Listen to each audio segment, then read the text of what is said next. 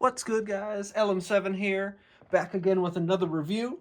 This time we're taking a look at the only Andor Season 2 set, the U-wing. Alright, ages 8 plus for this one, number 75399, Rebel U-wing Starfighter, just so it has a slightly different name than the last time we got this set. 594 pieces, straight from Andor Season 2, the only set, unfortunately. But we'll talk about that in a minute. Comes in at $69.99 and $89.99 in Canada. You get 4 minifigures, which we will take a look at in a second. And if we look at the back of the box, you can see our features, which are very expected for the U-wing itself. And just a shot of the U-wing in a scene that never happened, but, you know, you expect that as well.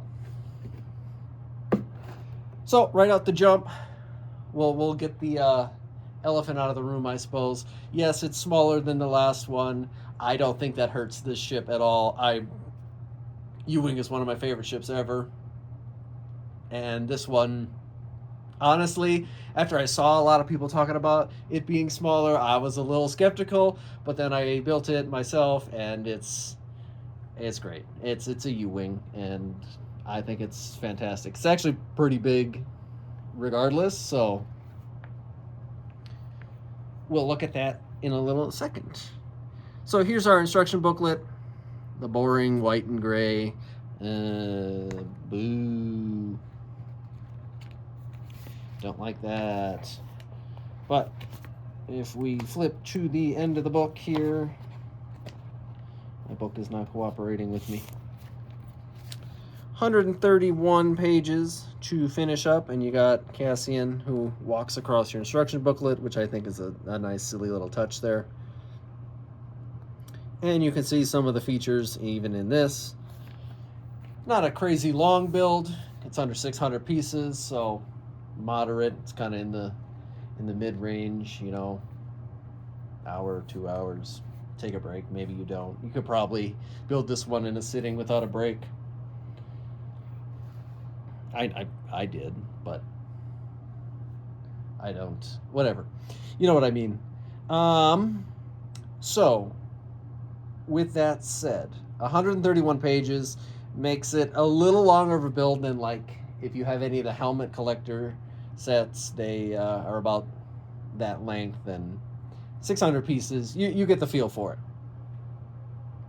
So let's see if it has some good minifigures, because right now it's just my word saying it's a good set. So to start off, you get an ISB tactical agent. Nothing crazy about this guy, just a generic dude. He gets a riot shield and a blaster. I do like his armor. It's a different design, and it's a different, like, Stormtrooper variant armor design. So you could probably flip this with a Stormtrooper helmet, and you know, then you have just a different variation of Stormtrooper, which is never a bad thing. Which is funny because there's a Stormtrooper on the box, and the only set from this wave for Andor doesn't include a Stormtrooper. Oopie. So he does not get a double-sided head. Moving on, you also get one of the main characters, Daedra Miro. You either love her or hate her. Great character in the show. And nice to have her in Lego form. There's a ton of people that we should have in Lego form, and we didn't get any of those people or sets, which is strange. But we did get her. And she has her classic pressed Imperial suit on. She has a little blaster.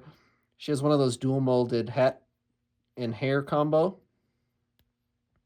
And she does have a double-sided head, angry and stern on the front. Nice to get her as a minifigure. I don't know why she's in a U-wing. I guess to increase the appeal of getting the set, because, you know, there are no others, so what would she be in anyway? Blah, blah, blah. But I wouldn't have put her in a U-wing set. I would have made an Imperial set. I probably would have done at least 3 sets in this wave if it was me designing.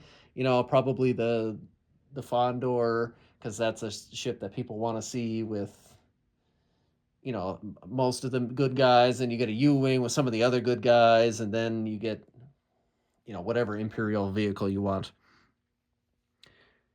Rambling aside, you also get K-Tuso. He's, I don't think, any different than the last time we've seen him. Super Battle Droid legs, the classic droid body, just the K-Tuso variant, and he has a regular blaster. He does have some printing on his shoulder, and a stud on the back if you want to give him a backpack. And last but not least, you have to get Cassian because it's his ship.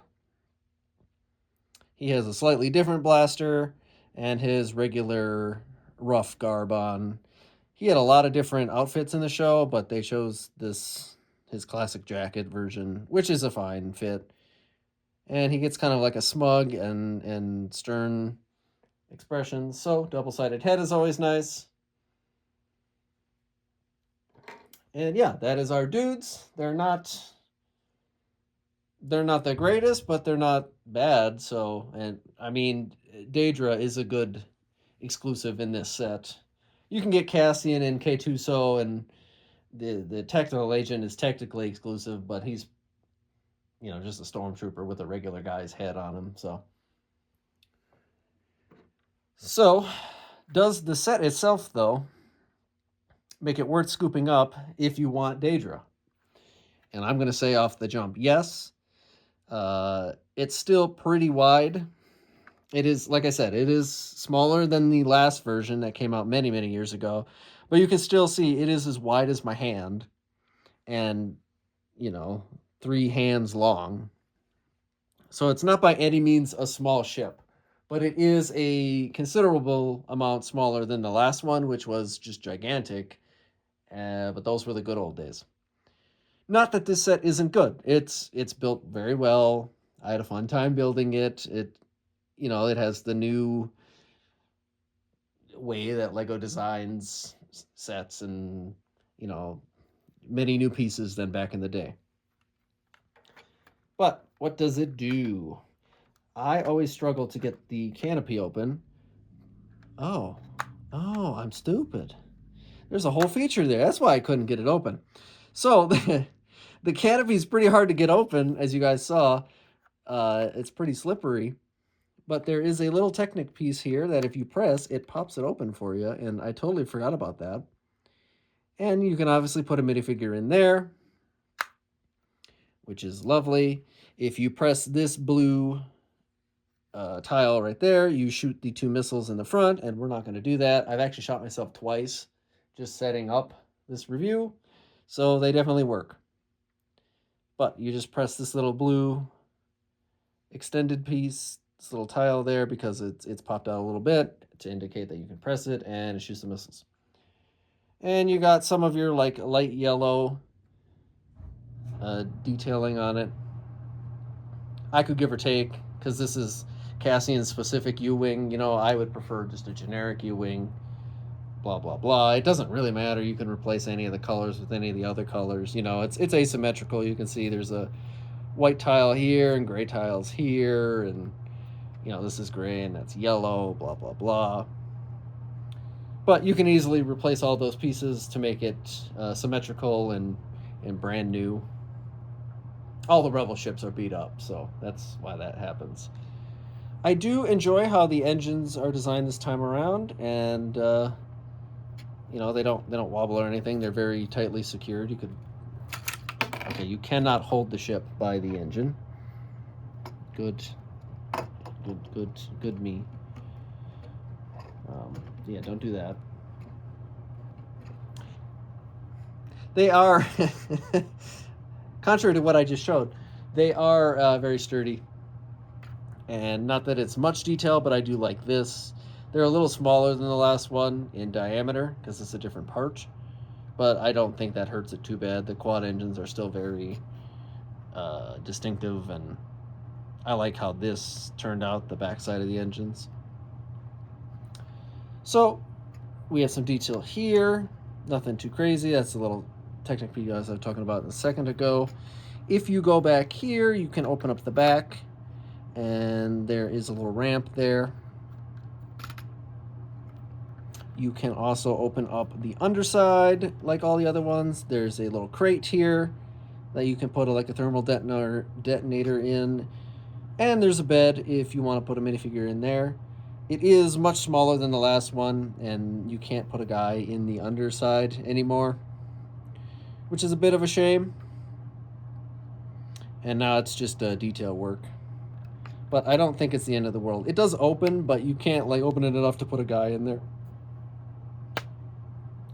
These are now on ball joints, so they open much easier and get a different, more accurate angle, which is always nice. And obviously, the main feature of the set, which is the U-wing's biggest feature, is you unclip the, I'm going to call them the mandibles, which then fold into being the wings of the U-wing. And just like you would expect, it is just massive with the wings out, and this is why it's one of my favorite ships ever. It's just a cool ship. It is just a cool ship, and there it is with the wings out, and it's big. It's a big set with the wings out. As you can see, it just takes it's about the entire width of my camera screen there. So I don't know, maybe close to 2 feet, probably a little less than 2 feet. But you know, for a medium-sized set, that's a pretty big wingspan. I still pray one day for a collector U-wing. That would be a dream set of mine. Maybe I'll get a custom one day. But to make it secure, you have this little joint here, which connects here. It's a little bit unsightly and not accurate, but that's how the wings stay clipped in the right angle. And you do the same thing on the other side. There's the clip and there's the ball joint. And that's how they stay neat and tidy. So that will do it for the U-wing. I think it's a fantastic set.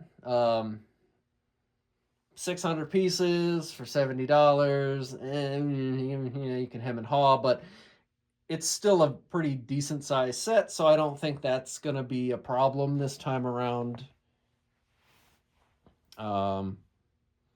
If you like Andor, you want to scoop this up. If you like Rogue One, you're going to want to scoop this up. It's been a while since we've seen a U-wing. You know, will we ever get a collector's version? Who knows? Maybe. It's popular enough that I think it could warrant one, obviously. But for now, we get this new edition of it, and it's a great set. Let me know what you guys think. And with that, I'll see you guys next time.